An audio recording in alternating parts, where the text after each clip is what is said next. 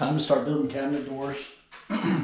For the framing of the stiles, I'm using a 3/4 inch MDF. This is the first time I've used MDF. I normally go with poplar. For the last few cabinet doors I built with poplar, they came too wet from the store. So once I built the door and painted them, they started warping, and cupping, twisting. So I'm going to try MDF because it's a much more stable piece of wood. And the stiles I'm going to be cutting for is I'm going to do 2 1/4. I'm going to try a smaller style to see how those doors look. I usually go like 3 inches, a kind of a wider style of framing around. But we'll see what 2 1/4 looks like. We'll go ahead and start cutting. 2 1/4 is usually what you find in the hardware stores anyway. Big box stores, they usually have shaker style cabinets 2 1/4.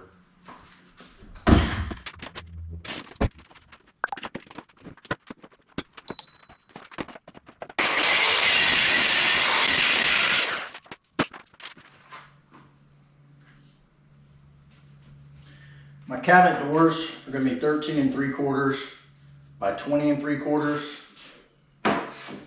I like the stiles that go up, the vertical stiles, to be the full length. So that's ones I'll make 20 3/4 on both ends. Then I'll cut the pieces that go on the inside. I'll also show you a pretty easy way to do measurements if you're coming out with like 5/16. What I do is these two right here will be a door. Put them together, add your piece you're going to cut, and you know we need 13 3/4. So we're going 13 3/4, but remember I'm adding 1/2 inch to slide into my dados on each side, so that's 1 inch total. So I'm going 14 3/4. So I'll cut that right there. I'll cut 2 of them. Then I'll do the same thing with these, just in case they're 1/16 off or something. So I'll build each door together.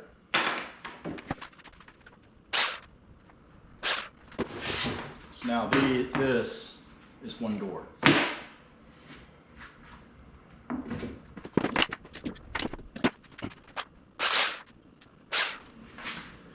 Another good thing about going a little bit smaller with these instead of going like 3 inches or bigger is you're using less wood. And nowadays, I mean, even MDF, I think this was like $85 or $90 for a 4x8 sheet. So it's cheaper to buy your 1/4 inch sheets for the filler and the shaker style, because these are, I think, $32, which is still pretty expensive for 1/4 inch board, but it's not $90.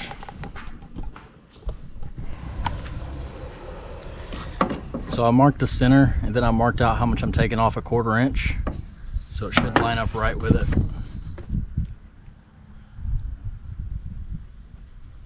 It does.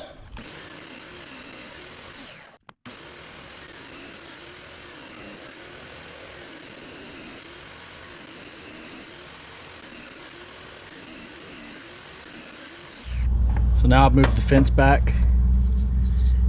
We're going to cut these a dado down the middle to leave this little slot that's going to slide into our verticals. Go just like that.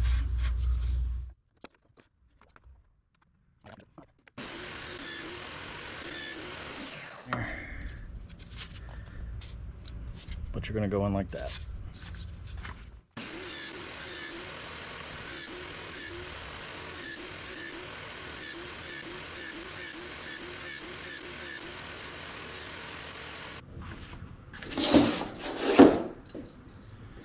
I like to assemble these, then measure for the insert, just to make sure everything goes together smooth. If you get some gaps in, like this, and it's flush, I like to take it off with my miter saw and just trim a little bit out of here to flush it up a little better.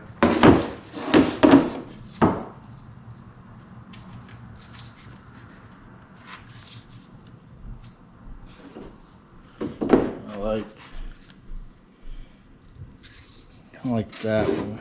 You see how it's flush in here, but I still have a little gap. I'm going to take a hair off of this.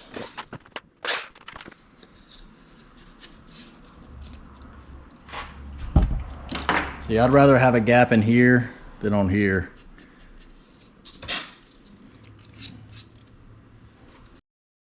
After you're done with your fit up for your drawer or door faces, you want to get your measurements. I like to add 1/2 inch total. That's 1/4 inch for each side. I know the dado we cut was 1/2 inch on each side, but I like to leave a little play just for wood movement.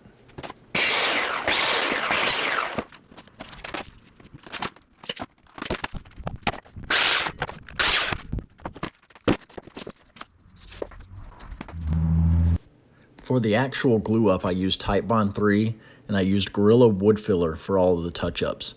This final preparation step is very important to ensure your door and drawer faces are perfectly smooth.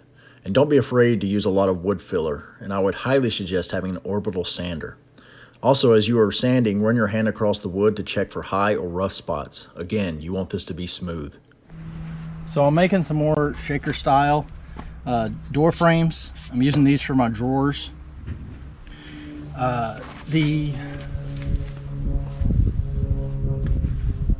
already notched out my 1/4 inch by 1/2 inch groove in the middle with my dado blade.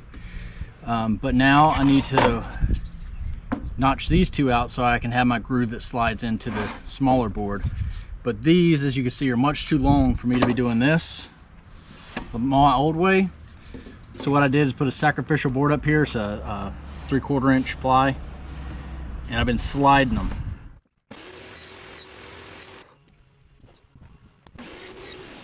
Now we are priming and painting the door and drawer faces. I decided to roll these, which turned out okay, but not as good as the finish spraying delivers.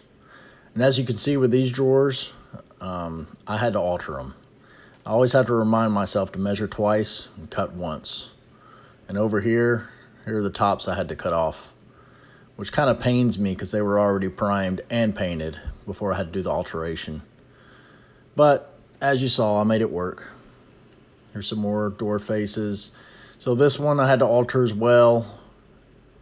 And I mean, you just have to roll with the punches when it comes to stuff like that. So today we're going to work on the corner cabinet. I found an item that actually you pull out. The Lazy Susans, I just don't like bending down and getting in here, so I found an item you can actually pull out. They're at the big box stores for like $600, but I found one online. I'll drop it in the description below. I don't remember, it was around 200, maybe 150 bucks I paid for it. So we'll see how it works.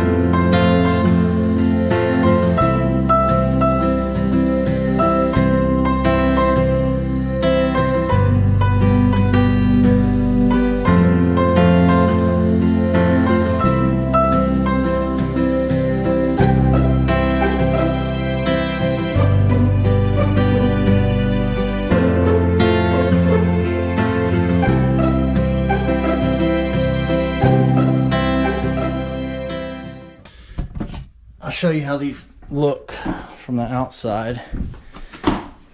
So you pull them, go around and then back, just like that. That goes back in here. That's how they work. All right, I got it together. A couple things that I did wrong is the bar that I put in first. It should actually be closer to your front edge with the card. This thing comes with a card you use. You should be doing that on your front edge. I mean, it opens and closes fine, but that's one of my issues. Another thing is this opens, however, it gets really close to my stove. Like I'm gonna have to stop it there or to hit the glass. So it's not gonna open fully. That's both of them.